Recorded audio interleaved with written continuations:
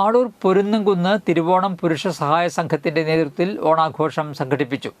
പൊരുന്നുംകുന്ന് community ഹാളിൽ ഒന്നിച്ചോണം നല്ലോണം എന്ന പേരിൽ നടത്തിയ ഓണാഘോഷം വേദിയിലുള്ള മുതിർന്ന ആൾ ഭദ്രദീപം കൊളുത്തി ഉദ്ഘാടനം ചെയ്തു.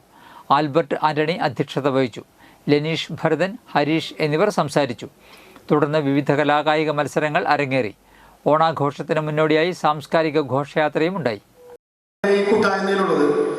ഈ 23 പേരും ആഴ്ചയിൽ ഒരു ദിവസം ഞായറാഴ്ച 7 മണിക്കാണ് പൊതുയോഗമായി നമ്മളൊരു യോഗം കൂടുന്നത്.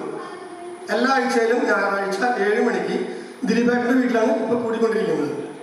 അതിന് 2 മാസം മുമ്പ്, ഈ ഓണത്തിന് 2 മാസം മുമ്പ് ഇതുപോലൊരു സാധാരണ യോഗം കൂടിക്കൊണ്ടിരിക്കുമ്പോഴാണ് ഒരു ചിന്ത വന്നത്. നമ്മുടെ തിരുവോണം കൂട്ടായ്മയാണ് നമ്മുടെ പേരിട്ടിരിക്കുന്ന തിരുവോണം പുരുഷ. എല്ലാവർക്കും തൊഴിലോടുകൂടി മുന്നോട്ടുള്ള പരിപാടികൾ നമുക്ക് സംഘടിപ്പിക്കാൻ സാധിക്കട്ടെ എന്ന് പ്രാർത്ഥിക്കുന്നു. പിന്നെ